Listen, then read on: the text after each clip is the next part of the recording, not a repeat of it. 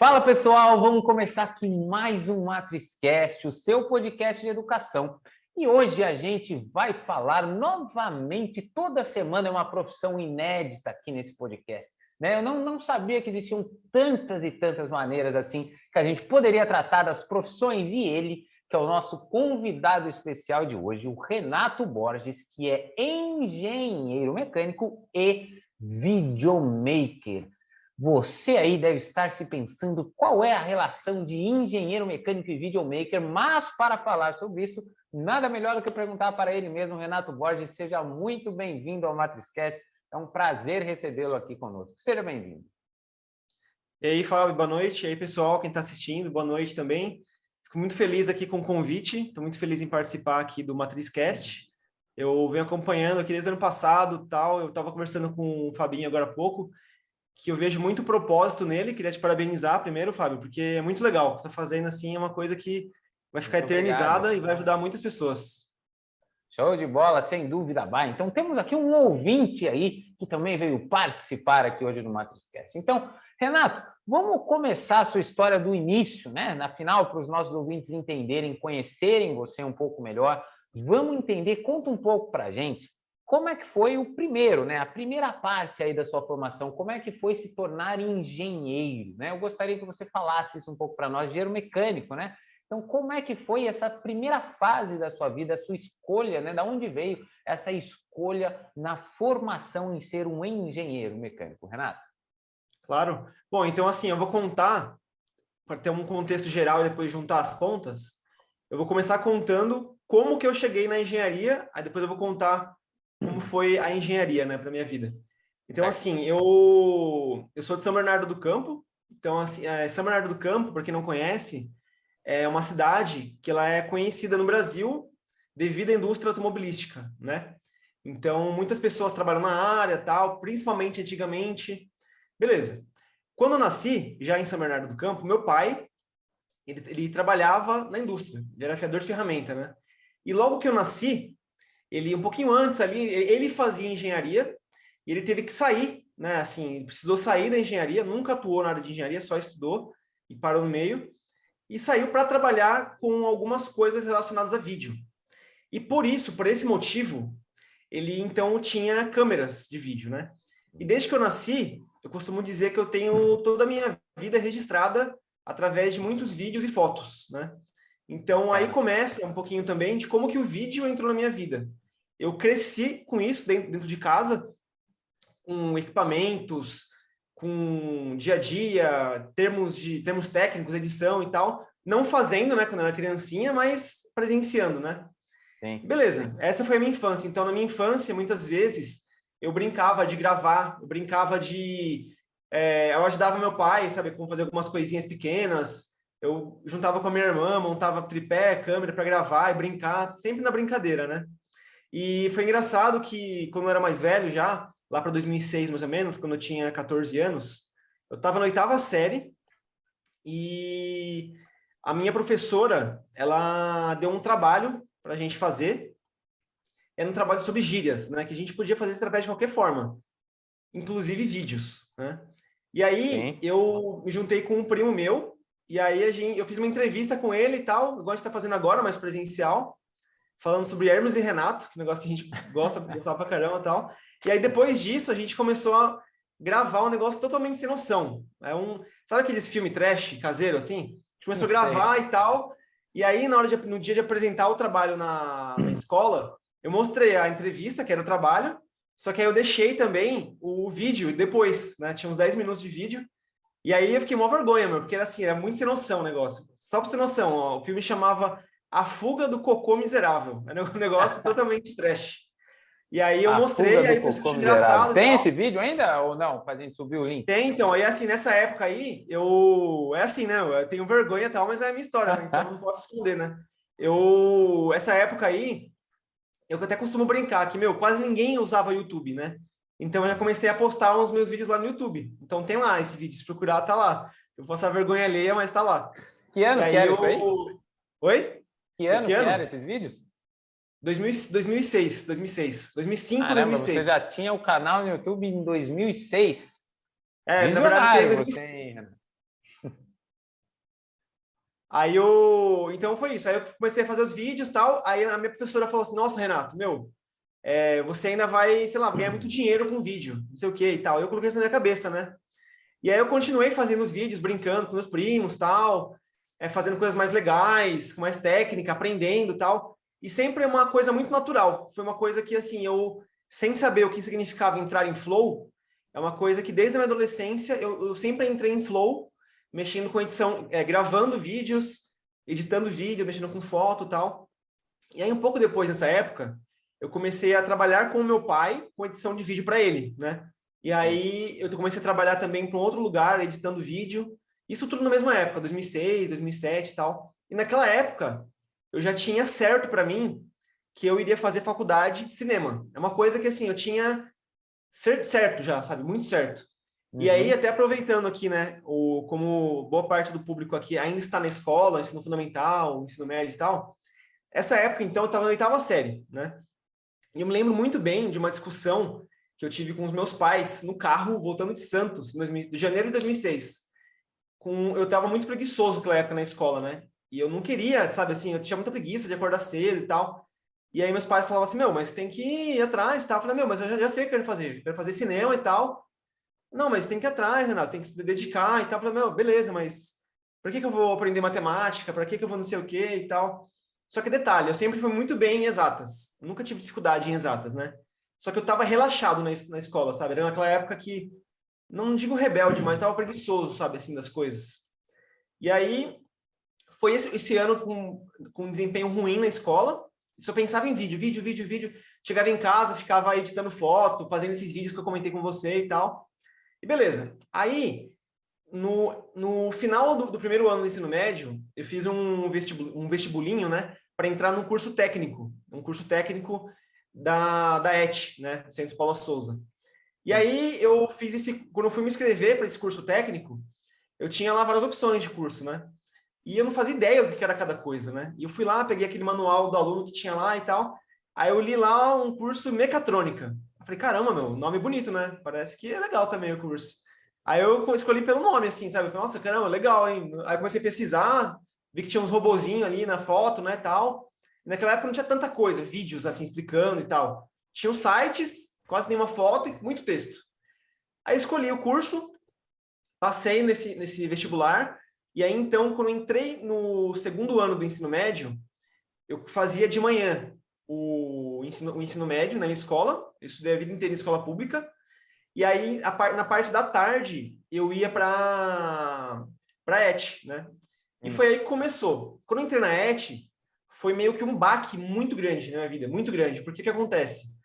Boa parte das pessoas que entraram no curso técnico, eles faziam ensino médio também na ET.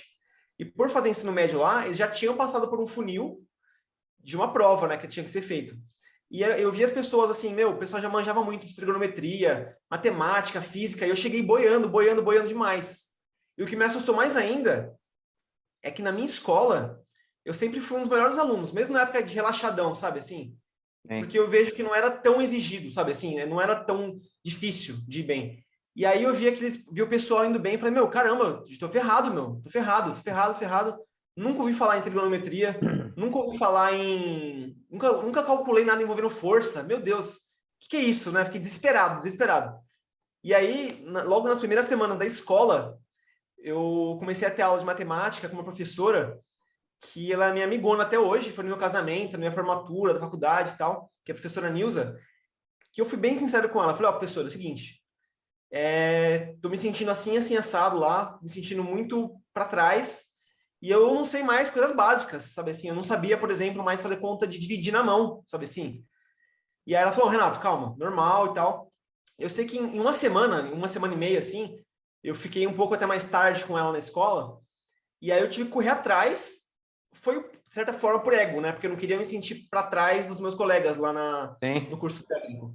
Mas eu sei que, assim, em questão de 2 semanas, eu perdi esse complexo de inferioridade que estava na minha cabeça, né? Então, eu já consegui acompanhar muito bem o que o pessoal estava lá. A parte de trigonometria, que eu pegava muito lá no começo do técnico, eu fui atrás da internet de muitas coisas. Inclusive, uma das coisas que eu acho muito legal que você tem feito, né, no seu trabalho com matrizes e tudo mais, é Sim. justamente isso, meu, porque quando você menos espera, você está ajudando pessoas que você nem conhece, sabe assim? Então, realmente, tem pessoas que têm muita dificuldade, tem pessoas que têm facilidade e nem sabe. Então, assim, o meu chacoalhão foi entrar no técnico, sabe? E aí, beleza, entrei no técnico e me deparei com um universo totalmente novo, sabe? A maioria dos professores lá, eles eram engenheiros, professores engenheiros, sabe? Todo mundo muito técnico. Muitas pessoas lá, colegas meus de classe, eles sabiam que queriam fazer engenharia e tal. E ninguém nunca se falava assim de vídeo, audiovisual, tal. E até eu não falava muito.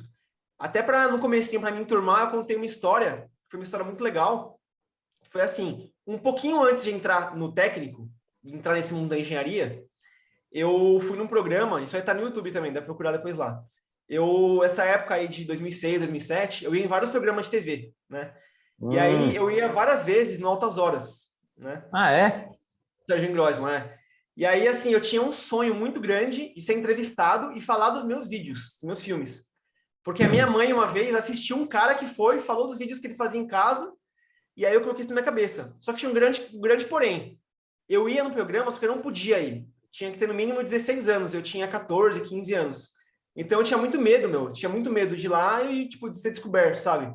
E aí, mais uma vez, essa questão aí, tipo, da síndrome do impostor, né? Tipo, Nesse caso, eu realmente não podia, mas eu tinha esse medo, sabe? E além disso, uma coisa que eu não comentei é que desde criança eu tinha muita dificuldade em falar, assim, eu gaguejava muito, sabe? Até hoje, em algumas vezes, eu ainda gaguejo, sabe assim, travo. Então, eu Sim. tinha medo de ser chamado lá para falar e travar em rede nacional e internacional, sabe? Aí eu fui Sim. e falei, meu, eu vou levar meus filmes. Aí eu levei vários DVDs que eu tinha desses meus filmes aí. Tinha um quadro que chamava Púlpito, que você ia lá e reclamava de alguma coisa. Eu já fui em mente, meu, eu vou lá, vou falar dos meus filmes. Aí eu falei lá, falei, meu, eu protesto que ninguém assiste meus filmes, tal. Aí eu comecei a mostrar. Aí eu falei, na Globo lá, A Fuga do Cocô Miserável, tal, muito engraçado, tipo, uma vergonha alheia, né, mano? Aí Eu o meu acho que eu já objetivo, vi esse vídeo. acho que você lembra na época da faculdade. Aí o meu objetivo disso era me chamarem para depois eu mostrar. Então eu fui lá e fiz, né? Tipo, tive essa coragem. Meu, eu tava suando frio, medo de gaguejar, tal.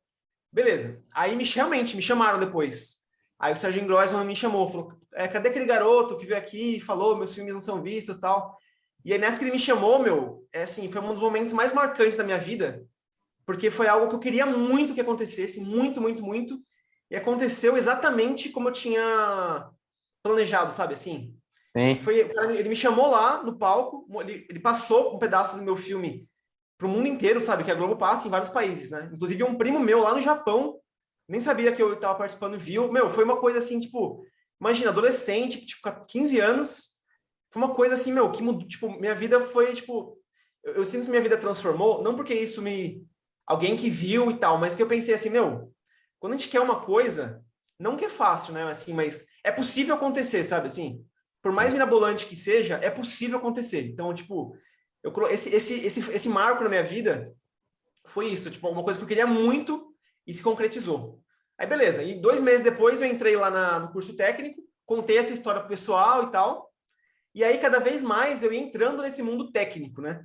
E eu fui vendo, caramba, meu, tipo, depois que passou esse primeiro mês aí de alcançar o nível do pessoal, e eu comecei a ficar com muita facilidade lá no curso técnico. E eu vi que eu tinha facilidade com assuntos técnicos, assuntos de exatas, né? Então eu Sim. falei, caramba, meu, nossa, nunca tinha pensado nisso, né? E aí, numa conversa que eu tive com meu pai, eu falei assim, pai, fico pensando, né, o pessoal que faz engenharia e tal, mas assim, eu não me vejo fazendo engenharia, porque, meu, é muita responsabilidade, né? Aí ele falou assim, Renato, mas não tem essa. Qualquer profissão no mundo existe muita responsabilidade. Todas as profissões do mundo. Um porteiro, pega um porteiro, o cara tem a responsabilidade do prédio inteiro. Ele falou bem esse exemplo para mim. Ele é responsável pelo prédio inteiro, meu, sabe? Assim, é muita. Qualquer profissão tem muita responsabilidade. E isso aí também me deixou bem alerta, né? De começar a repensar. E aí, o curso durou 1 ano e meio. Eu conversava com meus amigos, tal. Aí essa vontade aí de fazer coisas relacionadas ao audiovisual continuava forte, mas eu comecei a enxergar outras possibilidades, inclusive Sim. fazer engenharia. E aí eu me vi meio que num dilema, sabe assim? Me vi em 2 caminhos possíveis.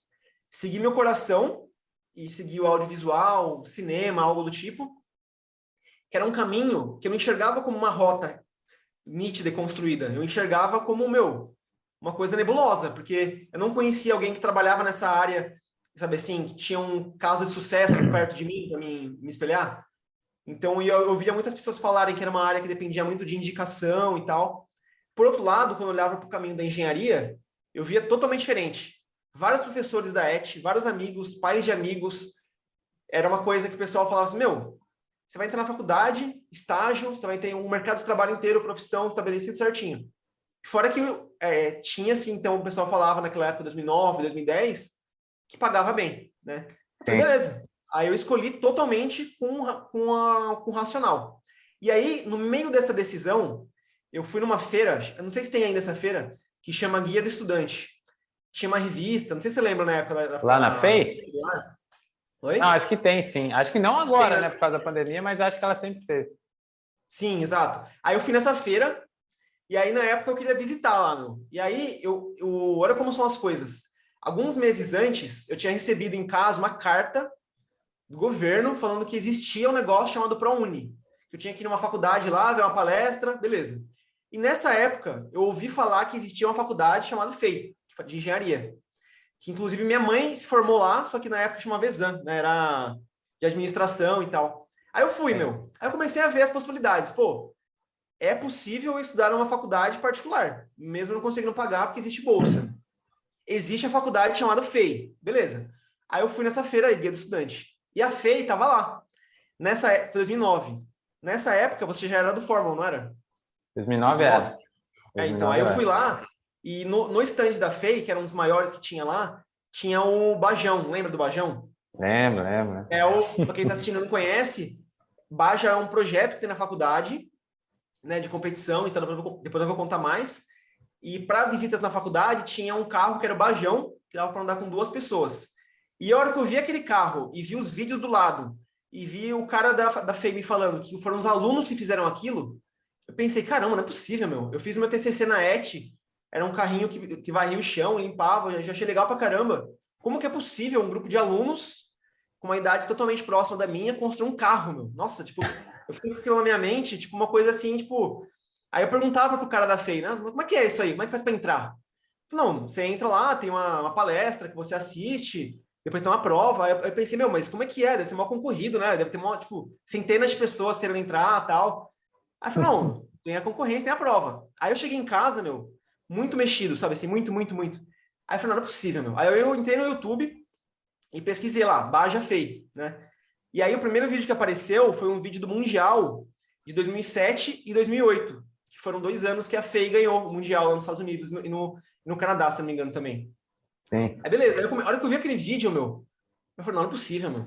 Não, é muito da hora isso, pelo amor de Deus, eu preciso estar lá, preciso, tipo, estar no meio desses caras, tipo, queria ser amigo desses caras, queria estar lá, tipo, jogando, tem aquelas cenas clássicas, né, de quando você monta o carro, solta o carro no chão, né, tipo, aquela emoção e tal. Então, imagina, foi um vídeo que eu vi que gerou muita emoção dentro do meu coração, até me emociona de falar, que fez eu ter a decisão de entrar na engenharia, né?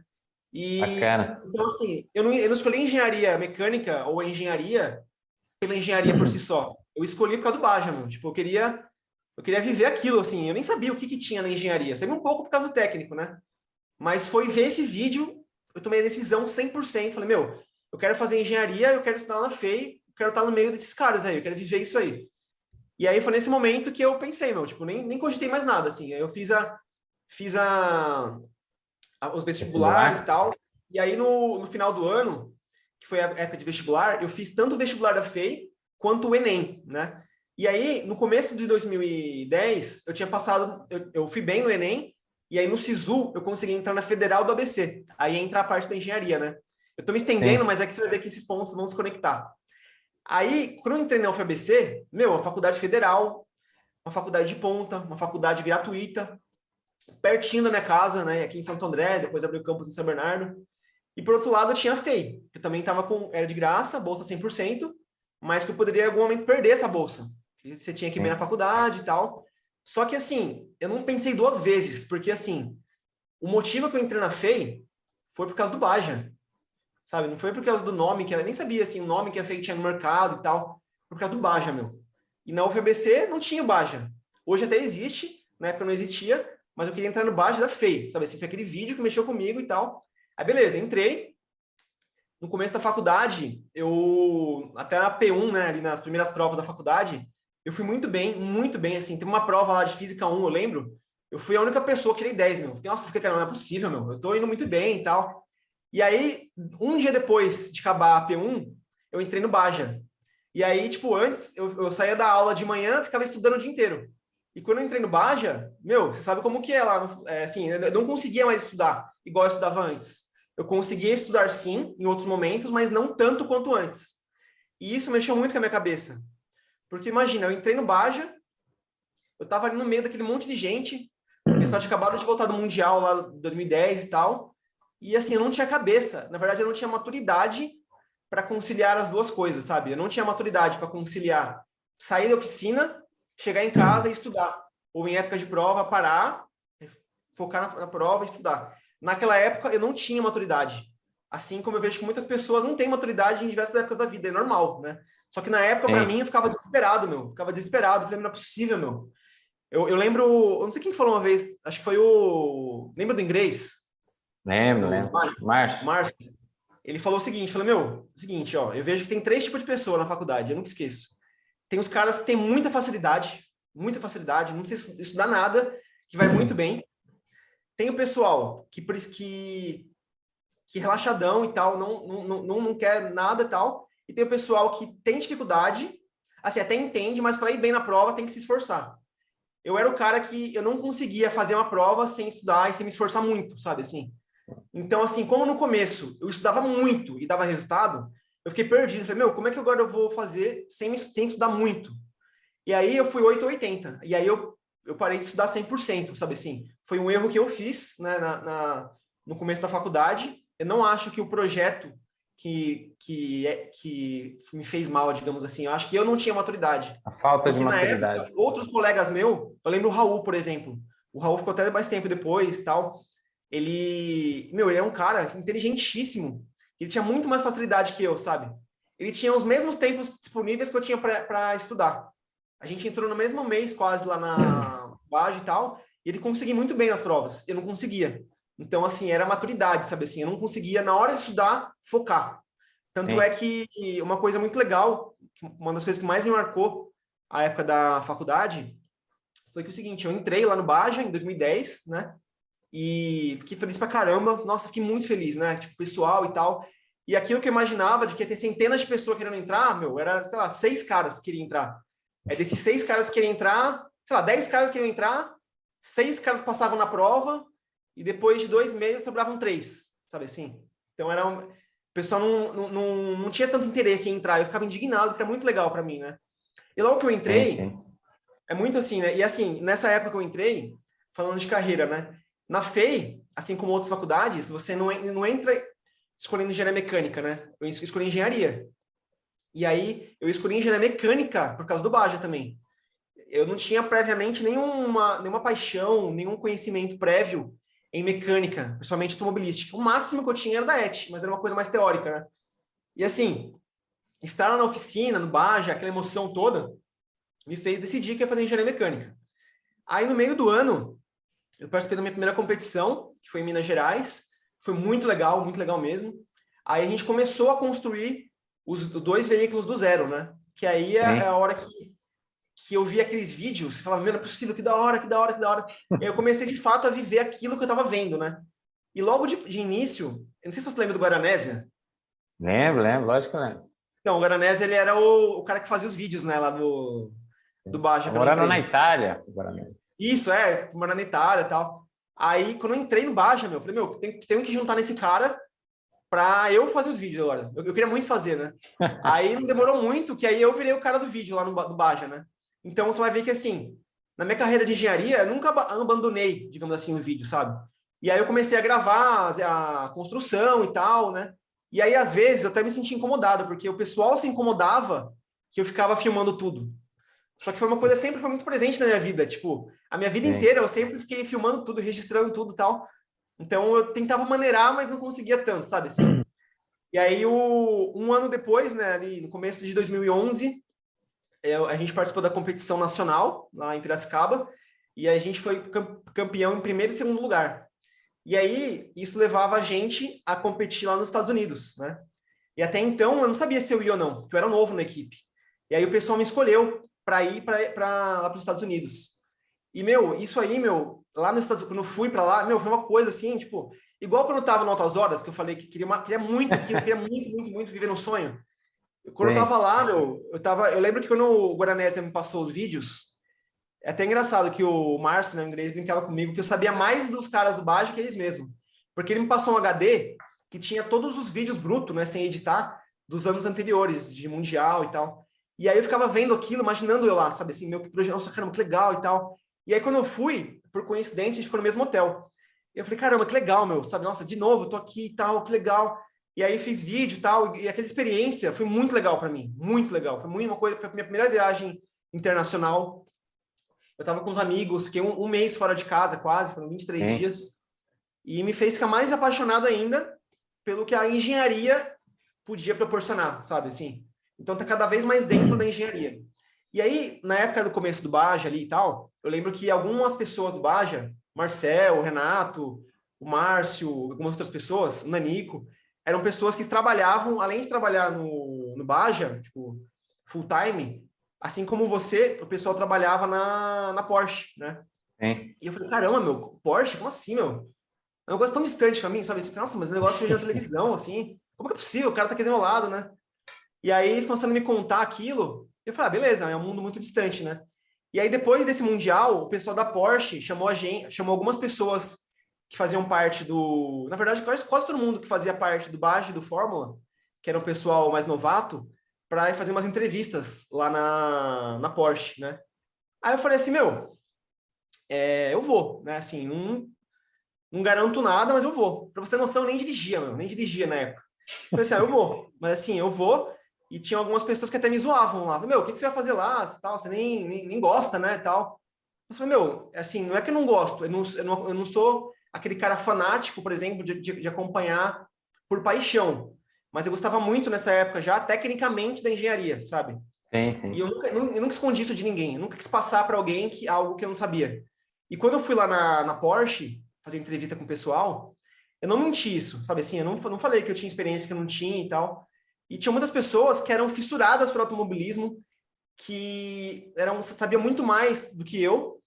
E por incrível que pareça, nessa ocasião, o pessoal escolheu só eu. Não sei o porquê, mas eu imagino, talvez pela transparência e tal, e não querer mostrar algo que eu não era, sabe assim? Sim, sim. Então, logo Bacana. no começo lá, eu comecei a ir trabalhar na Porsche também. Foi uma experiência muito legal para mim. Eu trabalhei lá na Porsche como freelancer de 2011 a 2013. E então, até 2013 foi a época que eu estava nesse mundo aí da engenharia mecânica Automobilismo. automobilística, por si só, automobilismo, né? E aí, meu, eu saí do Baja, eu optei por sair do Baja, porque eu, como eu comentei, não tinha maturidade para ficar lá, assim, eu não conseguia estudar. E eu tinha bolsa, lembra? E eu, quando eu fui para os Estados Sim, Unidos, eu sim. voltei, eu não conseguia estudar. Meu, eu chegava em casa para estudar, só queria ficar vendo os vídeos da viagem, só queria ficar vendo vídeo, e não estudava. E eu repeti, aí eu quase perdi a bolsa, continuei no Baja, e eu continuei não conseguindo estudar, e perdi a bolsa. E aí eu falei, meu, agora chega, né? Agora eu preciso concentrar e tal. Aí eu saí, né? Comecei a me organizar melhor. Não acho que a culpa foi do Baja, a culpa foi da minha cabeça, né? Tanto Sim. é que depois tiveram outras ocasiões na minha vida, sabe? Começar a namorar essas coisas que me atrapalhou também. Então não era o Baja, né? Assim, era a cabeça. E aí, foi aí então que eu entrei na indústria automobilística. Entrei numa empresa alemã, como Ainda na estágio, faculdade, né? ainda na faculdade, exato. Eu estava no 2010, 11, 12, eu estava no quarto ano da faculdade. Eu, assim, como eu tinha repetido algumas vezes, eu já não estava na sala dos meus colegas que iam se formar em 2014, né? Eu entrei na Entendi. indústria em 2013. E aí, como eu me atrasei em alguns semestres, né? Eu entrei na indústria, no mercado de trabalho, digamos, de fato mesmo, em 2013, né? E ter entrado no mercado de trabalho, para mim, foi um choque muito grande, porque, assim, a parte legal foi que eu comecei a ganhar dinheiro como estagiário. Sim. Só que, meu, toda aquela paixão, aquele amor que tinha no Baja, meu, já era. Tipo, eu nunca mais senti, sabe assim, aquela tão grande. Eu gostava de trabalhar, mas não era um amor, uma paixão tão intensa, né? Sim. Então eu entrei no mercado de trabalho, foi um baque, assim, de emoção, digamos, uma falta de emoção, digamos assim, né? Fiquei um ano e meio em uma empresa chamada Foss Automotive, é uma empresa alemã que fabrica ainda, né? Tubulações de óleo, de combustível. Aprendi muito nessa empresa, muito mesmo. E o que eu gostava muito de trabalhar lá é que eu era muito prático também, sabe? Assim como o Baja é muito prático, lá também era muito prático. E o engraçado é que no Baja, acabei não comentando muito, né? Falando mais na parte do vídeo, lá no Baja, quando eu entrei num subsistema específico, eu trabalhava na área de freios, né? Então eu desenvolvi um cilindro mestre. Inclusive eu peguei com você várias dicas na época, acho que você não vai lembrar, mas eu desenvolvi um cilindro mestre, que era só entrando um pouquinho mais na parte técnica, né? Na época lá no Baja, a gente usava um cilindro mestre, se não me engano era de Vectra. Era um cilindro mestre grandão, de ferro fundido e tal, não sei o quê, acho que de alumínio, né? Pesadão. E aí eu lembro que o Renato, na época, falou assim, meu, se você fizer isso, vai ser muito da hora, vai ser não sei o quê e tal. E eu me senti muito motivado com isso. E aí eu desenvolvi pela primeira vez um cilindro mestre, que não era só um, eram dois, que assim como em várias categorias de automobilismo, tem o brake bias, né, que você consegue controlar, modular o freio para dianteira e traseira. Foi muito legal, a gente testou e tal, mas no final a gente decidiu não colocar no carro que ia para competição, porque precisava de mais testes. Tanto é que eu acho que 2 anos depois, aí o pessoal continuou o projeto e, se não me engano, até hoje tem os cilindro mestre desenvolvido pelo pessoal. E quando eu entrei lá na Voz, nessa empresa, querendo ou não, tinha algumas coisas lá que eram parecidas com o que eu fazia no Baja. Por exemplo, lá no Baja, a coisa que eu achava mais chata era fazer linha de freio. Que era você ficar imaginando espacialmente onde a linha de freio ia passar e tal. E lá na Voz, o pessoal fabricava a linha de freio. O negócio era o principal business, era fabricar tubulações e tal. E aí, beleza. Um tempo depois, 1 ano e meio depois, eu mudei de lugar de trabalho, fui trabalhar na ZF, que é também uma indústria automobilística alemã. Sim. E era o sonho de consumo assim dos estagiários na época. Era uma empresa que pagava metade da faculdade. Nessa época não tinha bolsa mais, eu tinha um financiamento parcial, então ia me ajudar muito. E era uma empresa excelente, todo mundo falava muito bem, assim, de carreira e tal. E aí eu consegui entrar lá, numa área também de engenharia de processos. E aí, outra coisa que me ajudou na faculdade, né? Na faculdade, lá no Baja, eu trabalhava com freio, então a gente trabalhava com seleção e desenvolvimento de pastilha de freio, material de atrito e tal. E lá na ZF, quando eu entrei, a ZF ela é mundialmente conhecida por fabricação de transmissões, né? Mas ela é a segunda maior autopeça do mundo. A primeira é a Bosch, né? E lá onde eu trabalhava, fabricava embreagem. E mais especificamente, a fábrica que eu trabalhava ali, fabricava o material de fricção da embreagem. Então, quando eu fui fazer a entrevista, eu fiz entrevista com o diretor da área lá, sim, a coisa que mais chamou a atenção dele foi a Porsche.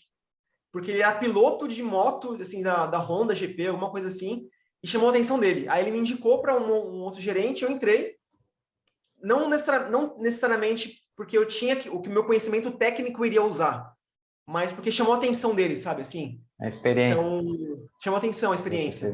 E aí eu entrei lá como estagiário, eu logo de cara fui apresentado ao mundo de inovações, né?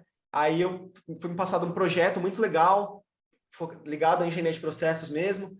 Foi uma vitrine muito grande para mim. Então, eu costumo conversar com diversas pessoas, né? Estagiário ou não, quando vai entrar numa área, é se apegar nessas oportunidades, né, meu? De ter um projeto, alguma coisa assim. Isso me fez com que me mostrasse muito para a empresa, né?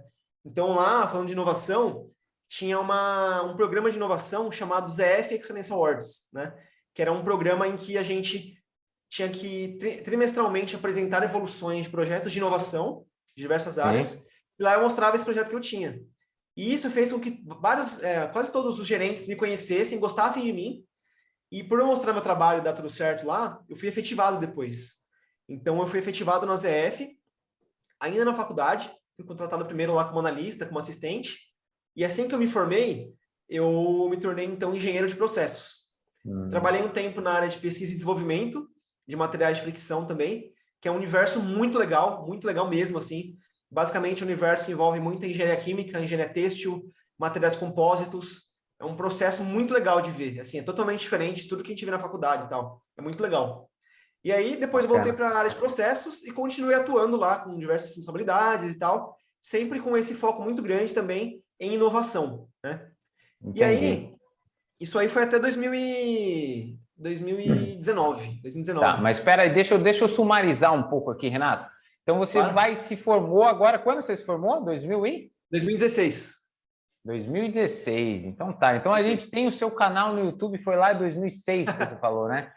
Tá, Foi porque 2005, essa 2006. trajetória que você nos contou com incrível quantidade de detalhes, e é muito legal escutar você falar, porque você sabe que eu sempre vou anotando várias coisas aqui, uma que elas vão para o meu livro e outras que eu vou aprendendo conforme você fala, né? E você falou umas coisas aqui logo no começo que eu anotei, que são muito interessantes, que eu vejo que muito do que a gente escolhe ser são eu vejo, né, dos ouvintes, são de experiências no começo, sabe? De criança, você falou que tinha lá o vídeo, seu pai, a influência, sempre gostou disso, e eu nunca senti isso em mim, sabe? Eu sempre ouvi as pessoas falando, fui engenheiro porque o meu pai mexia com não sei o quê, e aí eu tinha um monte de ferramenta em casa, gostava de desmontar tudo.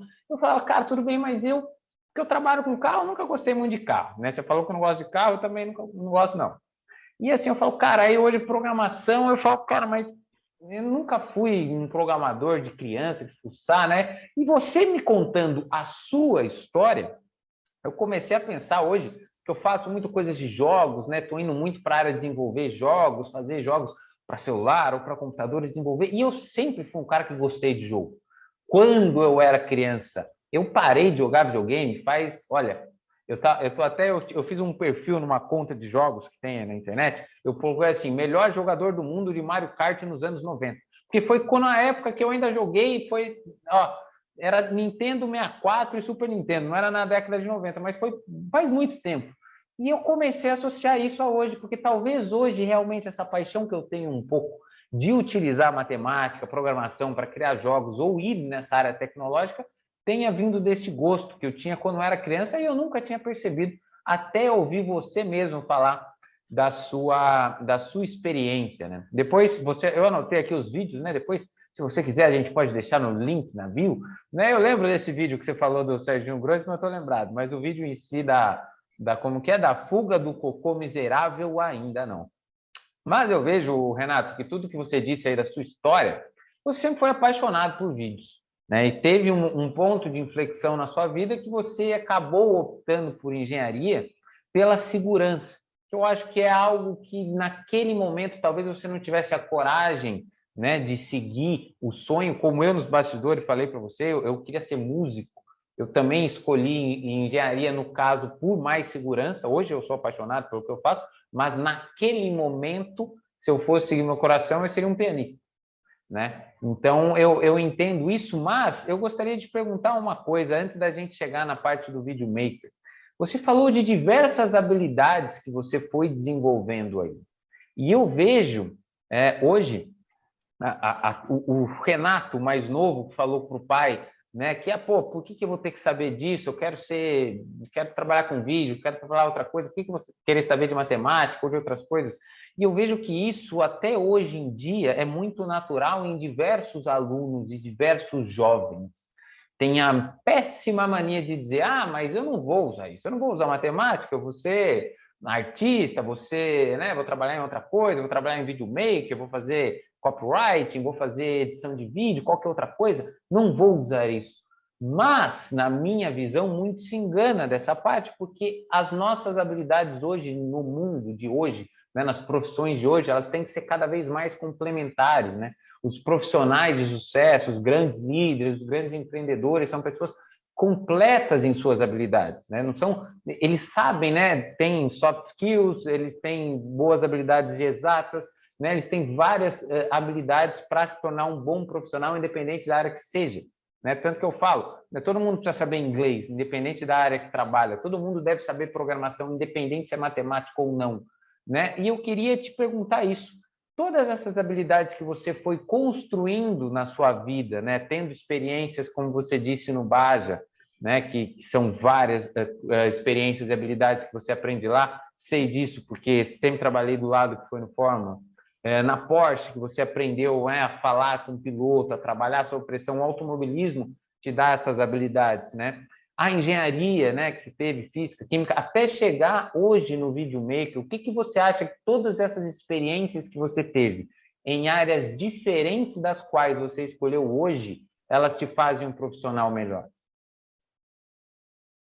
Então, eu vejo que é uma pergunta difícil. Não sei se vai ser a melhor resposta, mas nesse momento que me vem à cabeça, de uma... A palavra não é habilidade, né? Qual a palavra que você usou? É a... Habilidades, competências, soft Isso, skills. competência, isso, competência. A principal competência que eu vejo lógico, começando de maneira pequena, é a gente se desafiar, sabe? Então, por exemplo, quando eu era adolescente, para você ter noção, como eu comentei que eu gaguejava e tal, meu, Sim, sim. eu cheguei várias vezes já a ir na padaria e voltar. Tipo, chegava a minha vez de falar, eu saía correndo. Aí meus pais falavam, pô, mas você não comprou o pão? Eu falei, meu, eu gaguejei e tal. Então, assim, isso e outras coisas que eram bloqueios para mim, quando eu fui lá e tentei. Primeiro acreditei que eu conseguiria. Você vê, meu, uma besteira, né? Tipo, meu, comprar pão. Meu negócio, só você ir lá e pedir o pão, né? E para você ter Sim. noção, até hoje, às vezes, quando eu falo com algum atendente, eu travo, meu, travo. É uma coisa que o ar parece que não vem, sabe assim? Eu tô falando agora aqui de maneira fluida, mas é muito engraçado isso. Mas de competência que eu vejo, competência importante, é a gente começar de maneira pequena. No exemplo lá, por exemplo, comprar pão, eu não conseguia comprar pão, acreditar, saber que dá para ir, não ignorar o sentimento, lógico, né? Meu coração acelerava, assim, não conseguia. Relaxar e acreditar que dá para ir. Beleza, foi. E sempre vendo uma coisa que, para as pessoas, às vezes acabam sendo uma coisa muito distante, mas se agarrar nessa visão, sabe assim? Se agarrar usar essa competência de acreditar em si só, sabe assim? A minha mãe, ela tá fazendo um curso, acho que o termo que o pessoal usa é senso de auto sucesso, alguma coisa assim. Não é autoconfiança, é um termo específico que é você acreditar que dá Sim. para fazer. Não é acreditar que é assim, não, beleza. Eu sou o Renato, eu estudei tantos anos na faculdade de engenharia, sou capaz de fazer coisa de engenharia. Não isso, mas assim, pô, alguém me deu, sei lá, o Fábio me chamou agora para fazer tal coisa, eu não sei fazer. Mas olhar para trás e pensar nas coisas que eu também não sabia fazer e um dia conseguiu, e saber, beleza, você vai conseguir agora. Por que eu acho que isso é importante? Vou te dar um exemplo.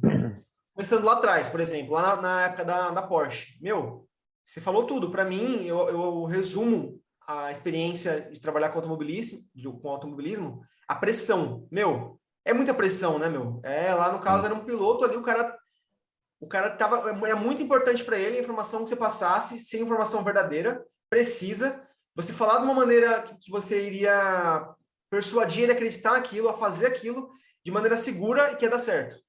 Falando parece que é fácil, mas, meu, é um carro rápido pra caramba. Se você falar merda pro cara, desculpa o palavrão, o cara pode bater ali. Se você falar um set errado do carro, o cara pode bater, é risco. Então, assim, mas eu pensei, pô, meu, eu tô aqui. Todo mundo que entrou aqui começou talvez com esses mesmos medos e foi. E aí, beleza, conversei com um monte de gente, beleza, superei. A pressão acabou depois? Não acabou. Mas na próxima vez que eu ia, dava frio na barriga também. Mas olhar para trás e ver, pô, meu, consegui outra vez, então eu vou conseguir agora, talvez melhor ainda. E vai construindo internamente uma coragem, sabe assim, de fazer dar certo. Inclusive, essa coragem foi a coragem que foi o item mais importante, eu diria, na minha carreira, nessa migração aí da engenharia para o vídeo, para pensar e confiar que ia dar certo, sabe? Eu Sim. pensei assim, meu, de diversas atitudes, diversas coisas nas suas devidas proporções, eu consegui fazer. Foi fácil? Não foi fácil. Eu estava totalmente preparado? Não estava totalmente preparado. Mas deu certo, sabe assim? Então, essa coragem, olhar para trás no histórico de ver que realmente, não é sempre que dá certo, mas tem vezes que dá certo. Essa competência da coragem de você confiar em si mesmo e não esperar com que todas as condições estejam tudo certinho para você ir, eu Sim. acho que é uma das coisas que mais tem chance de dar sucesso, sabe? Você vê hoje assim, por exemplo, eu vejo que você traz aqui diversas pessoas, né? Diversas áreas. E Sim. muito que nem o Matias, eu estava assistindo quando o Matias falou, né? Ele foi para uma área que ele nunca imaginou que ele iria aí, né? Mas talvez ele traga para trás e ter essa confiança de mudar depois, até de mais velho, também mudar esse rumo. Eu acredito que a coragem, é que talvez a coragem não seja uma palavra tão bonita para falar, mas é a que eu vejo, sabe assim, você ter a coragem ali de agir com o coração, sabe? Sim. Você olhar para trás, saber que consegue, já conseguiu outros desafios e vai conseguir superar outros. Eu acho que isso aí Exatamente. ajuda muito. Eu acho que foi super bem respondida a pergunta, Renato, e é exatamente isso que você fala. Eu acho que assim, o primeiro ponto que eu gostaria de dizer é a questão que você falou de falar, né, desse medo de se comunicar. Eu vejo muitas pessoas, eu acho que tem até uma pesquisa, não me lembro dos dados, mas que isso é um dos maiores medos que as pessoas têm, de falar em público, de falar com alguém, né, de chegar na hora gagueja, e é aquele famoso medo que não é que assim que é o medo de falar, que é justamente o medo de fracassar, né, que a pessoa tem. A pessoa não é que ela não gosta de falar em muita gente, ela tem medo de não falar a coisa certa, né, de usar a palavra errada, das pessoas caçoarem dela, falar, olha, não sabe o que está falando, de ela começar a ficar nervoso, travar e todo mundo olhar, e aquela situação ser extremamente incômoda, né? E quando você fala disso, eu consigo correlacionar com o que você falou depois da coragem, porque no fundo, quanto mais a gente vai vivendo e tendo as nossas conquistas, que você mesmo está falando, de novo, eu vou sempre aprendendo com vocês o que vocês falam, porque para mim faz todo sentido. Eu estou aqui aprendendo com você. Então, quando você fala dos dois e você fala, pô, agora eu estou falando fluido, você está falando super bem, falando sem problema nenhum, porque hoje você também tem uma confiança maior em você de tantas coisas que você já conquistou durante a sua trajetória, né, de ter aquele medo lá no Altas Horas, mas foi lá e conseguiu o que você queria. Depois você foi lá, teve a questão de você conseguir bem lá no colégio que você estava, conseguiu, né, superou aquele, né, sensação de inferioridade que você tinha, superou, foi conseguir um BAJAC, né, uma oportunidade para poucas pessoas dentro, né? É óbvio que a oportunidade, como você falou, existe, mas permanecer lá, né? Você sabe que é uma coisa para poucas pessoas, conseguiu ir para o Mundial, né? Conseguiu essa experiência, conseguiu o emprego lá no estádio, depois conseguiu se formar. Então, você hoje olha para trás, você tem muito mais confiança em você. E talvez isso também esteja, né, atrelado a essa falta de confiança que o Renato antes tinha de falar, né? Eu também era uma pessoa que eu não sabia me comunicar muito bem. Eu nunca fui de travar, mas eu não sabia me comunicar muito bem. Mas hoje eu tenho muito mais facilidade em dizer isso, porque eu confio muito mais em mim, olhando para trás e vendo tudo que eu já conquistei, né? Eu vejo que quando eu estava apresentando, a primeira vez que eu fui apresentar o projeto da minha escola, e era para uma pessoa que tinha milhares de seguidores, né? E eu falava, cara, estou nervoso. Eu falei para o cara que estava comigo no quarto, estava trabalhando no hotel, ele falou, Fabinho, olha os caras que você fala no dia a dia, olha os caras que param para te escutar. Você vai ficar nervoso com quem? Não precisa, cara. E eu falei, cara, você tem razão, né? Eu sei falar, né? Eu sei me comunicar, eu consigo me expressar. Pessoas, né, importantes olham e me escutam. Então, eu consigo me expressar. Isso me dá confiança. E você falou da confiança do videomaker. Eu exatamente, porque hoje, quando eu olho, né, as decisões que eu tomo, né, e o que eu quero fazer com a escola, crescer, ser a maior escola do Brasil, a maior escola do mundo, eu falo, cara, talvez eu acho que eu vou conseguir sim. Eu já consegui tanta coisa, por que eu não vou conseguir isso também? Então, é exatamente isso. E essas habilidades são muito importantes. É por isso que o estudante hoje, o jovem hoje, ele tem sim que se dar cara, que tentar, que se arriscar, seja no que for, mas vá inteiro, né? E tente e acredite em você, porque eu acho que tudo isso vai crescendo e construindo as pessoas que somos hoje, né? Embora, como você mesmo disse, não vamos conseguir sempre. Vamos errar, vamos perder, né? Tem hora que vai dar errado, mas são partes do processo que a gente tem que passar.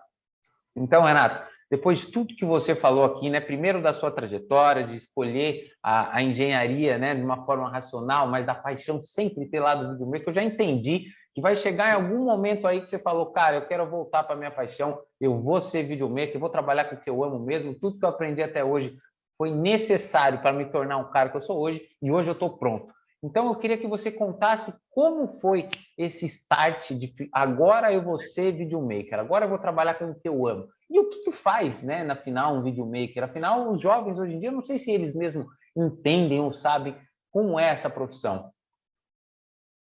Bom, foi o seguinte, como eu comentei, eu nunca deixei de lado assuntos relacionados a vídeo, sabe?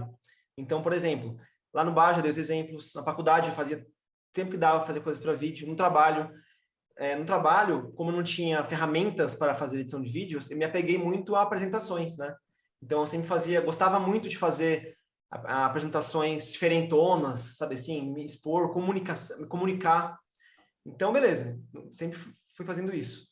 E de uns anos para cá, acho que de uns 4, 5 anos para cá, eu percebi que, assim, quando eu pegava meu Facebook, meu Instagram, não tinha nada, assim, nas minhas horas vagas, eu não pegava para estudar engenharia, sabe? Sim. Sempre gostei de ver, por exemplo, making of de filme, bastidores, como faz, não sei o que e tal, como hobby, né? Como hobby. E você comentou muito a questão de infância também, né? Sim. Durante muito tempo, eu ficava pensando assim, ó, que nem na época da ET, lá. Quando eu perguntava pro meu pai o que ele me recomendava fazer, ele não queria falar, ele nunca quis propositalmente falar, dar a opinião dele sobre qualquer coisa da minha carreira, sabe? Tipo, seja para escolher lá o curso técnico, seja para escolher entre a FEI ou a UFABC, ou qualquer outra coisa. E aí, então, eu sempre pensei assim, eu gosto de vídeo, porque meu pai trabalhava com vídeo, trabalha com vídeo ainda, com outra área, né? Não que eu trabalho.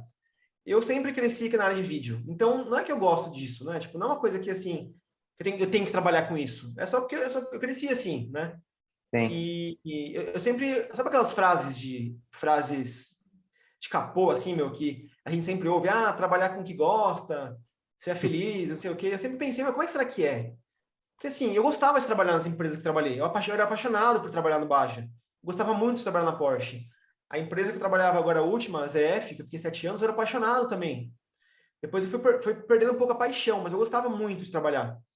Então eu pensava, como é que é? Será que realmente existe isso? Né? Como é que é? E aí entra a resposta específica à sua pergunta. Quando começou a pandemia,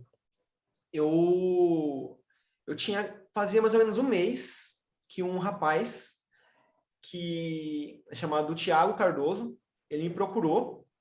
Esse cara, ele tem uma empresa de consultoria, basicamente. Consultoria, melhoria contínua, black belt e tal. Então, ele treina pessoas para se capacitarem em Lean Six Sigma e tal, e vai em empresas também. E ele tem um canal no YouTube, assim como você tem, para falar sobre esses assuntos. Sim. Eu já tinha visto ele no passado, já, quando eu ia procurar algumas coisas, uma dúvida no meu trabalho, eu encontrei ele. E, por sinal, um ex-colega de trabalho, que tinha saído da empresa já, e eu estava trabalhando no lugar dele, tinha virado sócio desse cara. Então, eles estavam trabalhando juntos. E eu sempre falava para ele que eu gostava de vídeo e tal. E aí, esse cara, ele que editava os vídeos dele, né? Aí, nessa de precisar alguém, esse meu colega me indicou para ele. E aí, ele me ligou em fevereiro de 2020. Ah, Renato, tal, como é que é e tal? Aí eu falei assim, olha, eu trabalho hoje na ZF, eu tenho tempo para editar nas minhas horas vagas, de noite, final de semana e tal. Aí ele perguntou, pô, mas você pretende algum dia abrir uma empresa, né? Trabalhar só com isso? Eu falei, não, imagina, né? Eu sou engenheiro. Ah, legal, beleza. Aí eu combinei com ele e comecei a fazer os vídeos para ele. Então, toda semana a gente lança vídeo junto. Faz uma parceria de 2 anos já. Um mês Tá. depois, começou a pandemia, né? E na pandemia, como eu trabalhava para a fábrica, eu não podia fazer home office. Não tinha o que fazer aqui de home office. Então, eles me deram um mês de férias, né, para organizar a empresa, os procedimentos. E aí, nessa que eu fiquei em casa, eu fiquei me dedicando muito às edições para esse cara, né? E aí eu comecei a pesquisar, tal. Eu sempre fui me atualizando, né? Eu comecei a editar Sim. quando eu tinha 14 anos. Aí eu tinha 27, 28. Eu tinha passado 15 anos já, quase 2 décadas já, né? Então mudou muita coisa. Então eu tinha que me atualizar, só que sempre foi muito natural para mim. Eu ia pesquisar, aprendia, tal, e gostava muito, meu, ficava horas e não via. Eu falei no começo desse termo do flow, é uma coisa que quem não conhece, eu recomendo muito ir atrás. Basicamente, é aquela sensação de quando você está muito focado no negócio ali, você fica horas, mas você nem percebeu que o tempo passou. Você ficou tão vidrado ali que, você nem percebeu. E eu sempre fui assim com vídeo, e não foi diferente, né, no começo da pandemia, em março. E nessa, comecei a descobrir coisas, universos e possibilidades do audiovisual que eu nunca tinha pensado, sabe? Assim, conhecer influencers, né? E aí a minha bolha começou a mudar. Minha bolha começou tipo, meu feed do Instagram começou a ser coisas de vídeo, né, audiovisual. E aí um dia, nessa de reflexão e tal, eu comecei a olhar para aquela lousa ali atrás, comecei a escrever sobre as principais decisões que eu tomei na minha vida. E aí, é por isso que hoje eu consigo conectar essas coisas. Eu vi que todas as decisões da minha vida foram balizadas por emoção. E nessa época eu estava muito infeliz já lá no meu trabalho. porque eu estava me sentindo meio que no marasmo, sabe assim? As coisas já estavam muito iguais, eu percebia que eu não estava sentindo emoção, essa emoção que eu gosto tanto, não estava sentindo. Eu tinha acabado de fazer um curso do Murilo Gun, chamado Reaprendizagem Criativa, que ele fala muito das questões que os bloqueios, né, que a gente coloca na cabeça e tal. E a gente tem negócio, às vezes, que as empresas, que a gente tem que ser adulto, meu. Tem que ser adulto, tem que ser sério. Meu, que cor, meu? Tem que ser cinza, preto e branco aqui o negócio. E aí eu ia fazendo aquele curso, eu olhando em volta de mim e falei, meu, o que eu tô fazendo aqui, meu? Sabe, tipo, começou a desconectar. Literalmente desconectar o que eu me sentia internamente com o que eu tava lá. E nessa que eu via e editava e via as pessoas, falei, meu Deus, é um universo que, meu, caramba, da hora, né? Só que eu não tinha coragem ainda de assumir, sabe o negócio? E aí, o que virou a chave, o que fez virar a chave mesmo, eu comecei a fazer um MBA, faço até hoje, em inovação. E aí comecei a fazer lá por causa da empresa que eu gostava e tal. E o primeiro ano desse MBA foi 100% focado em autoconhecimento. E aí, nesse primeiro ano de curso, inclusive o módulo é chamado Self-Innovation. E o último chama Startup Innovation. Então, é uma abordagem que, assim, se você quer mudar o mundo, você precisa se conhecer primeiro para saber o que você tem de melhor, né? Como que você pode... Eu acredito muito que cada um é único. A gente costuma muito se comparar com os outros, né? Mas cada um é único. E eu não sabia o que me fazia ser único. Sabe quando a gente sabe, mas não consegue verbalizar, não consegue confiar no que a gente pensa? Então, esse processo todo foi muito, muito importante. Isso aí foi o que virou a chave para mim. Eu tive que fazer uma autobiografia, eu tive que fazer vários processos que me fizeram conhecer muito mais quem eu sou. E aí sim, dar voz ao meu coração, né? Começar a colocar o coração com ação, né? Que é a coragem, né? Agir com o coração. E aí foi quando, no começo do ano passado, no auge dessa minha insatisfação com esse marasmo que eu estava sentindo na minha carreira, e eu estava muito parado, eu estava muito seguro na minha carreira, eu não corria risco nenhum, assim, não me sentia, mesmo na pandemia, eu via que a minha função ali era muito importante, sabe? Eu não me sentia arriscado ali. Sim. Então eu falei, mas assim, o fato de não ter nenhum risco, não ter nada, nenhuma coisa, eu falei, assim, se eu continuar aqui, eu vou daqui 10 anos estar nessa mesma mesa, talvez, sabe assim? Isso é loucura, tal. Para mim, né? Eu respeito muito quem gosta da minha carreira e tal, mas para mim, eu falei, né? Para mim não tá dando mais. Aí eu falei no trabalho, falei, olha, é o seguinte, eu quero sair, né? Quando tiver oportunidade, tiver algum corte na empresa e tal, que sempre, na pandemia, tiveram diversos cortes, né? Então eu falei assim, ó, estou disponível para sair, né? E como eu já tinha esse plano de começar no audiovisual 100% vivendo disso, eu, querendo ou não, precisava de um capital inicial, né? Então, por isso que eu não quis sair. Eu quis esperar me mandarem embora para ter uma verba, um capital inicial para começar. Isso aí aconteceu no ano passado, dia 9 de agosto de 2021. E aí, então, foi que eu saí da engenharia e até eu fiz uns vídeos na época falando que, assim, eu não estava migrando de carreira. Eu estava continuando minha carreira. Porque eu vejo, cara, que assim como você falou, né, quando você fez a sua primeira reunião, do tanto de pessoa importante que você conversa, do tanto de pessoa, por que você vai sentir medo daquilo, né? Então, hoje, na minha rotina, e aí, para a última parte da pergunta, que é explicar o que é um videomaker, né? Um videomaker, basicamente, é uma pessoa que faz vídeos, né? A palavra em inglês é isso. E aí tem pessoas que usam o termo filmmaker, movie maker, aí tem as analogias, assim, mas basicamente é uma pessoa que vive de criação de vídeos, né? E hoje isso é uma tendência muito forte. Diferente do que eu sentia lá em 2009, que é uma coisa que difícil, hoje é uma coisa super em alta. Por exemplo, na pandemia mesmo, na pandemia, muitas coisas viraram audiovisual, de certa forma. Muitos cursos passaram a ser online, muitas pessoas começaram a consumir mais conteúdo de streaming. YouTube, assim, né? Muitas pessoas fazem as coisas às vezes e posta. Querendo ou não, é uma parte de um trabalho de um videomaker ali. O meu trabalho, por exemplo, hoje, especificamente, é o seguinte. Eu decidi, hoje, focar o meu atendimento de produção profissional de vídeo para 2 segmentos principais. Primeiro, para o segmento de empresas. Então, assim, hoje minha prospecção ela gira em torno de atender empresas em relação à comunicação audiovisual. Seja criando conteúdos de vídeos institucionais, comunicação interna, vídeos para treinamento, Então, tudo que envolve vídeos dentro de uma empresa, eu quero estar lá, entendeu? E aí, por que que eu decidi isso? Porque eu me sinto confortável dentro de empresa. E eu vejo que outros videomakers, até com muito mais tempo de experiência, não se sentem confortáveis dentro de empresa, sabe assim? E é uma coisa muito natural para mim. Então, por isso que eu falo que eu continuei a minha carreira, não é que eu mudei, né? Então, e o meu segundo nicho que eu tenho também é a produção de cursos online. Então, por exemplo, hoje em dia muitas pessoas lançam seus cursos, né? Criam aqueles que o pessoal chama de vídeos criativos, para mostrar a história da pessoa, motivações, vídeos para campanhas, né, para colocar, divulgar na internet, e a produção do curso em si. Então, hoje eu tenho esses dois principais segmentos aí: atender a empresas e atender a cursos. E aí, para finalizar, uma curiosidade, né? Que eu falava de sentir falta de emoção nas empresas. O que acontece? Eu estou achando muito engraçado, interessante isso, meu. Eu estou fazendo vários vídeos para empresas, seja empresas grandes ou empresas que estão começando agora. E vídeos, por exemplo, vídeo institucional, um vídeo que tem um conteúdo racional por trás.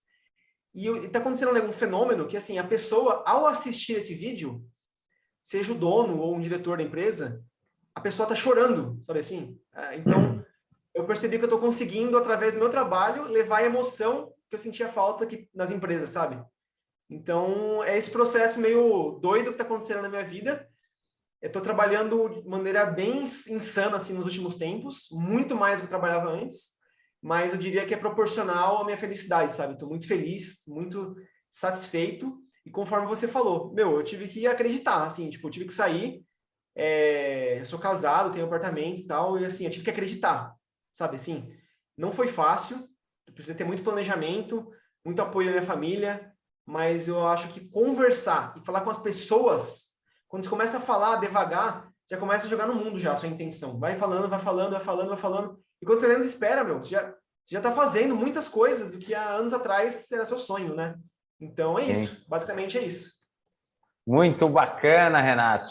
Sabe que ouvindo as suas palavras aí, eu vou sempre também conectando. E fiquei muito, eu acho muito legal. Eu acho que os jovens conseguiram entender o que é o videomaker, o que faz. Eu ia, inclusive, fazer a minha pergunta final, mas você acabou respondendo ela. Você pode confirmar aqui, que era o seguinte: qual que seriam as projeções para o futuro, né, dessa profissão, para o jovem de hoje? Pelo que eu entendi e vejo, eu vou respondendo de você, ela é muito em alta, né? Ela está muito em crescimento, né? Se você for parar para pensar nesse próprio case que a gente está conversando, a própria escola matriz que eu criei, ela nasce 100% digital, né? E por mais que no começo, né, de um business qualquer, você sempre acaba tendo que fazer tudo sozinho, a intenção, e conforme o crescimento dessas empresas vão ser, não é de precisar desses funcionários para ir melhorando, para ir crescendo, para conseguir, né, progredir, para conseguir produzir cada vez melhor. E as pessoas têm muita voz hoje em dia com a globalização,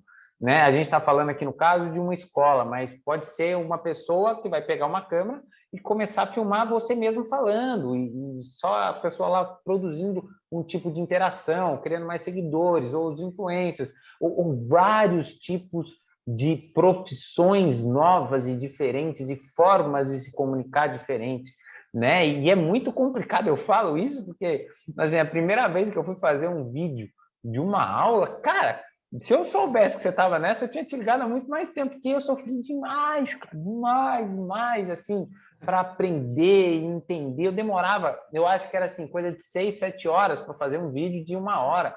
E eu, quando eu contei para a primeira pessoa, falou, cara, você está fazendo alguma coisa muito errada. Eu falei, uai, eu estou gravando, depois tem que editar, juntar, e assim, ficava isso para fazer um serviço ruim, né? Hoje, quando a gente começou, ruim, assim, que eu digo sem grandes efeitos visuais, né? Hoje, quando a gente começou a gravar, eu falei, olha, você já tá aí com fundo, um LED, uma câmera melhor, né? Dá para ver, né? Essas diferenças de qualidade, elas realmente são importantes, né? Então, um profissional que hoje atua com isso, eu acho que tem tudo a ver com o futuro. Eu acho que são profissões que têm tudo a ver com o futuro. Então, eu gostaria de dar a palavra para você, justamente para que você desse esse recado final para os nossos alunos, né, para os nossos ouvintes, de qual é o que você imagina, né, de possibilidades, né, no videomaker para o futuro. O cara que hoje gosta de vídeo é uma profissão para seguir, você vê um crescimento né, nela aí nos dias futuros? Como é que você enxerga? Eu vejo, meu, assim, se você me perguntasse isso há uns 3 anos, eu ia falar que eu via mais o potencial.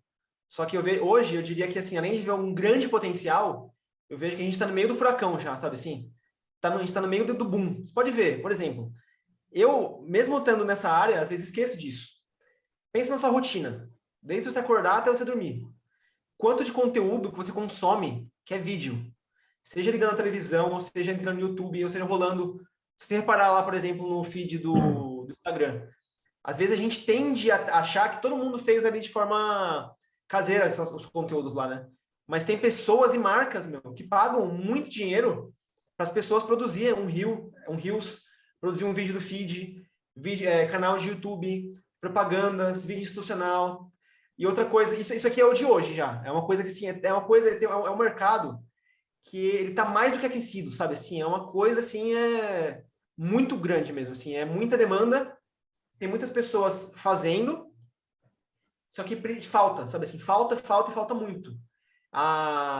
Aqui a região de São Paulo é uma região muito aquecida, principalmente pelo fato de ter muitas empresas, né? Então tem muitas empresas que precisam desse tipo de conteúdo, mas assim, os nichos, eles são infinitos, né? Então, por exemplo, você tem nichos focado em internet, seja em redes sociais mesmo, vídeo de TikTok, vídeo de Reels, muitas pessoas julgam, né? Pode julgar, mas tem gente ganhando muito dinheiro. Uma fazendo o Reels, fazendo o TikTok, ali quem tá aparecendo, né? Mas quem tá produzindo o vídeo para aquela pessoa também tá fazendo vários vídeos, né? Então, tem certo preconceito, mas existe e está em super alta, né? Esse é um nicho, a parte de internet, né? Assim, redes sociais. A parte de YouTube é uma coisa que, assim, está mais do que em alta, né? Muito conteúdo, cada vez mais sendo mais bem produzidos. Você tem diversos nichos, tem nicho de casamento, tem nicho de eventos, tem nicho de formaturas, tem nicho de cobertura de outros eventos sociais. Tem muitas pessoas que, principalmente na pandemia, meu, enriqueceram de um jeito muito grande fazendo live. Muitas pessoas entraram no mundo audiovisual, comprando uma câmera, uma mesa de corte que faz transmissão e fazendo live de uma banda pequena. Aí depois ganhou uma grana, foi crescendo.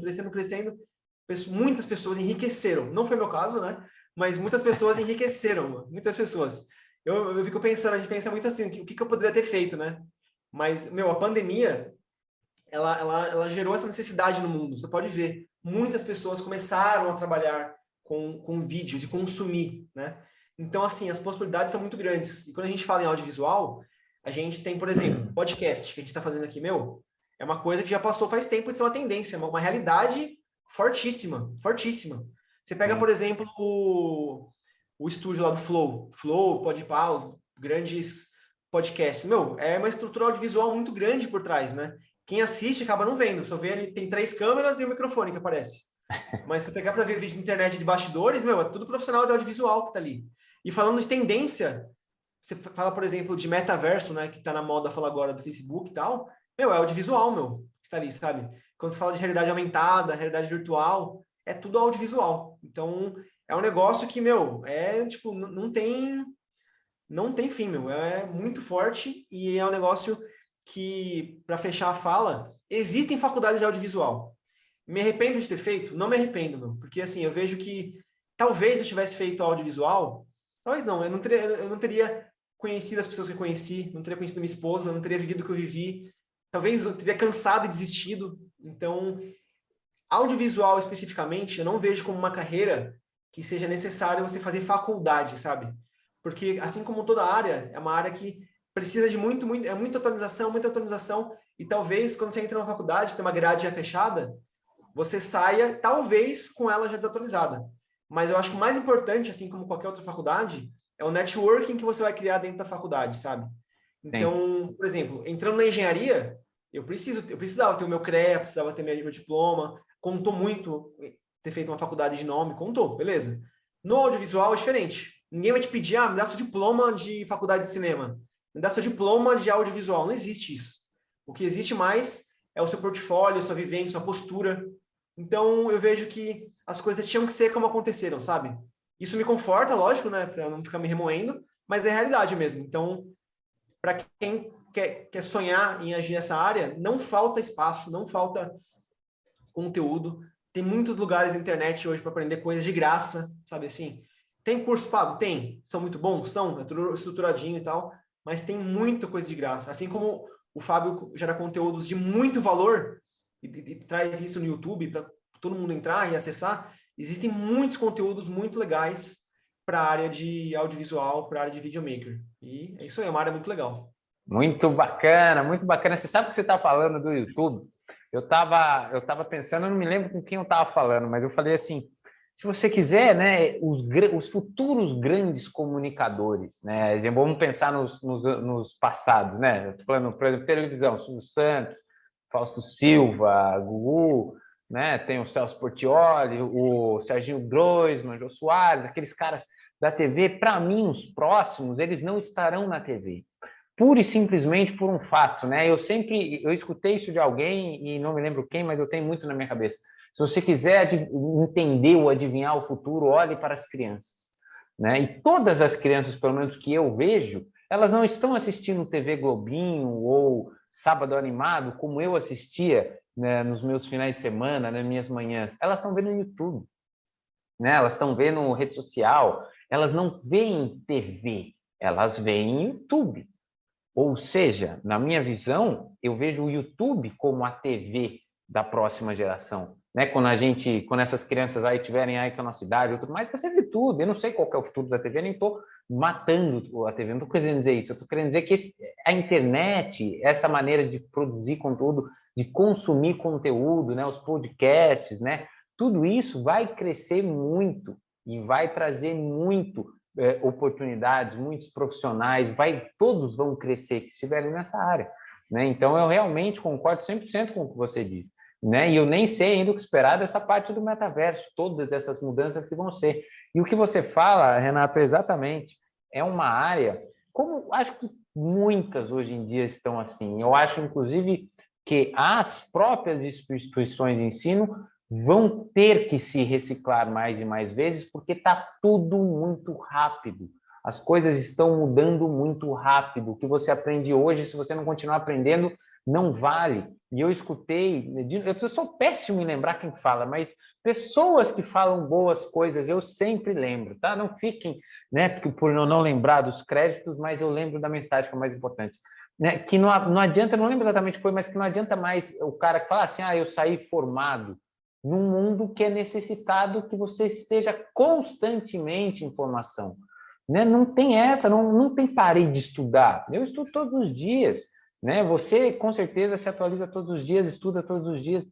O estudo é contínuo. Né? Eu estou fazendo um mestrado, talvez semana que vem eu acho que eu já vou começar um curso de pós, que eu vou fazer 2 no primeiro semestre, no segundo eu vou fazer uma pós mesmo, que é uma mais demorada de 8 meses. Então, assim, eu estou o tempo todo pensando no que eu posso aprender e no que eu estou precisando me atualizar. Então, é exatamente o que você falou. Acho que mais importante de tudo é a vontade da pessoa de querer aprender, entender que tem muita coisa disponível hoje para você aprender na internet, tem os conteúdos gratuitos, tem os conteúdos pagos, basta você se organizar e tentar ir atrás do que você quer. Então, Renato, para a gente acabar esse super bate-papo aqui, eu não te falei aqui, mas tem. Inclusive, eu lembrei que eu esqueci disso no meu último podcast, não posso esquecer nesse, que é o seguinte: quem assiste o podcast pelo Spotify, a gente pode deixar uma pergunta. Uma pergunta de múltipla escolha, uma pergunta que a pessoa pode escrever o que ela quiser. Então, eu gostaria que você deixasse aqui para nós uma pergunta para eu colocar no episódio. Pode ser se você quer ser videomaker, não quer qualquer pergunta que você queira perguntar para os nossos ouvintes relacionado ao que a gente falou aqui, não precisa ter certo e errado. Eu fiz isso para um entrevistado que é um professor, ele achou que era uma pergunta de prova. Eu falei, não, professor, é uma pergunta normal, uma pergunta como se fosse outra qualquer. Então, eu gostaria que você deixasse essa pergunta e falasse como a gente pode te encontrar nas redes sociais, até mesmo para se alguém aqui que está escutando for apaixonado aí por videomaker, te perguntar, te procurar, te encontrar nas redes sociais também, como é que a gente faz? Claro. Bom, então, para me encontrar nas redes sociais, o meu site, né, para você encontrar meus trabalhos e tal. O Fábio vai deixar o link do YouTube aí, mas é a coisa de adolescente. Então, hoje em dia as coisas são diferentes.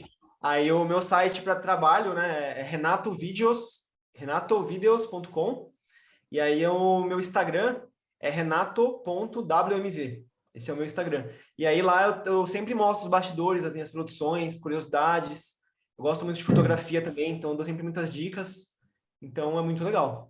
E te pergunta, meu, deixa eu pensar aqui, difícil essa aí, hein? Ah, você vê?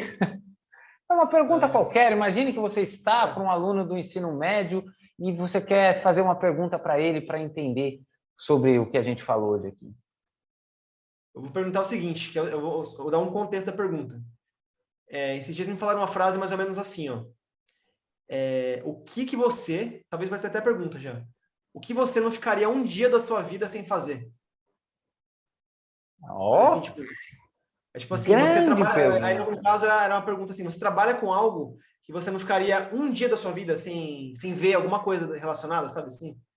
Aí no caso, para quem está estudando, né, a pergunta é assim, o que que você não ficaria um dia sem fazer, sabe? Sei lá. Não, essa pergunta foi excelente. Eu estou anotando aqui. Essa pergunta foi excelente. O que você não ficaria um dia sem fazer? Talvez isso Vale. ajude muitos e muitos, milhares e milhares de alunos e ouvintes a entender o que, que eles querem ser no futuro. Né? Afinal, hoje a gente entende, né, a importância de se fazer o que realmente se ama no momento. Certo? Então, Renato, Certo? muitíssimo obrigado. Inclusive, muito legal as coisas que você falou. Vou até nos bastidores depois perguntar mais sobre essas coisas de videomaker, porque fiquei interessado em alguns trabalhos. E muito obrigado por tudo que você falou. Acho que ficou muito claro para mim, para entender o caminho, entender a trajetória, entender a mudança, entender o que foi bom, o que não foi, conseguir conectar esses pontos para os alunos hoje e entender um pouco mais sobre essa grande profissão que tem muito potencial no futuro. Então, muito obrigado aos ouvintes que ficaram até aqui, que escutaram. Muito obrigado, Renato. Semana que vem tem mais. Não esqueçam de responder essa perguntinha. Se você está aqui no YouTube, passa lá no Spotify também, responde a nossa pergunta. E um grande abraço a todos os ouvintes. Obrigado, Renato. Obrigado, Fábio, parabéns, meu, você está de parabéns demais, meu, é muito empenho e propósito para uma pessoa só, parabéns mesmo. Show de bola. Muito obrigado. Parabéns você também por tudo. Grande abraço, pessoal, e nos vemos na próxima semana.